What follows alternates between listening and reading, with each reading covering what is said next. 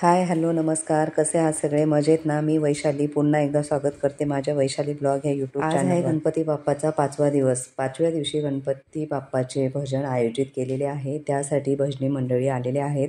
चला तर आपण बघूया गणपती बाप्पाचे भजन कसे होणार आहे।